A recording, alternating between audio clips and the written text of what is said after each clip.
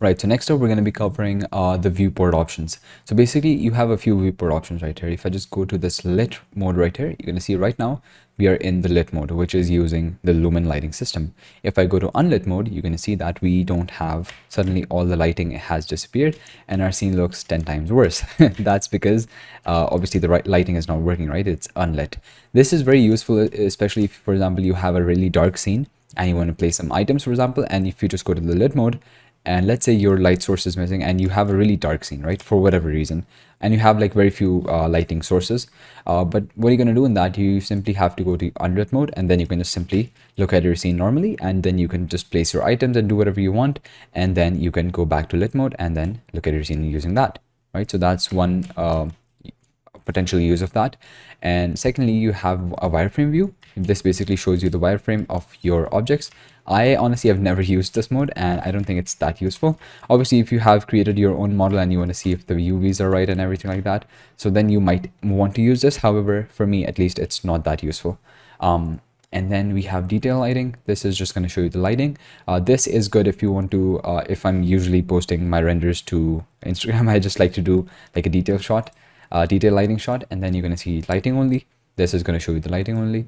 And reflections, this is basically going to show you the reflections if all the items in your scene were, for example, completely, what do you call it, completely shiny, right? One thing which you might be noticing right now is your reflections might not be looking as good as mine. And the reason for that is because my scalability settings are set to cinematic. If I set them back to epic, you're going to see that everything, especially the glass, is going to look slightly worse. And if you're going to see that the reflection in the floor, for example, are not going to look that good. And if I just basically this is using screen space reflections. So what that means is that on the floor, I'm seeing the reflection of the table, right? But if I move down, as soon as my table gets out of my screen, what happens is that the reflections are no longer properly calculated and it looks very bad, right? And this is even worse if you don't have ray tracing turned on. And the way you turn it on is by simply going to edit and then project settings. And then you're just going to search for ray tracing. And then use hardware ray tracing when available. Just turn that on. Make sure that support hardware ray tracing is turned on. And now you're going to see that our reflections are going to look slightly better. If I turn it off, you're going to see that it's going to look much worse. But if I turn it on, it's going to look slightly better. So there's that. And if you can afford to do this, if you can afford the performance cost of this, because the performance is going to be degraded slightly, we can sort of visualize that using FPS. And so I'm just going to click these three lines right here, and I'm going to click show FPS.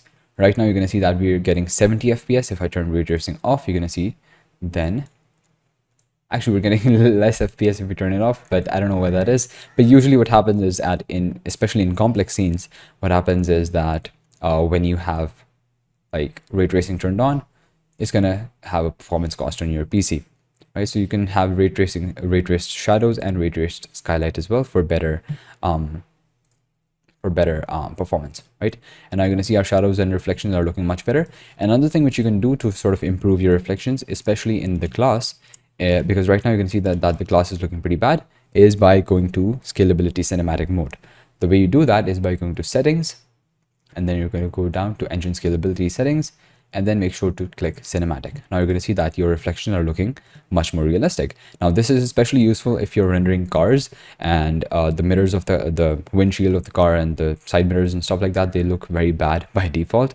And if you turn on the scalability cinematic mode, then they look much better, right? Then you have this clear collision mode. This is especially useful if you are making a game and you want to create collisions and stuff like that, but we're not going to be covering that in our course. And then you have this visibility collision mode. I'm not entirely sure what this does, but yeah. Then you have this path tracing mode. Now this is a very important thing. What path tracing is that by default we're using ray tracing, right? If you had ray tracing turned off, I think we were using rasterization. However, with path tracing, this is a completely different way of rendering, and oftentimes it's much more realistic. If I just go back to my lit mode, you're going to see that previous mode was looking much more realistic. Yeah, so you're going to see that our shadows are basically messed up. And the reason for that, I did some research on this, and I found out that basically if I just go to project settings, Turning on ray tracing shadows. Ray traced shadows was actually not good in this scene. However, in other scenes, I've noticed that it works fine, but I think it's a glitch or something like that. So I'm just going to recommend you to turn this off and the ray trace skylight off as well. And they don't really make a difference in, they don't really make that much of a difference in quality either. Main thing is this, support hardware ray tracing and use detailed ray tracing when available. Just use these two options, and these are also going to make difference if you are in a very reflective scene, if your scene is very has a lot of shiny materials, or it has like a lot of like indirect lighting, and we're going to focus on that later on.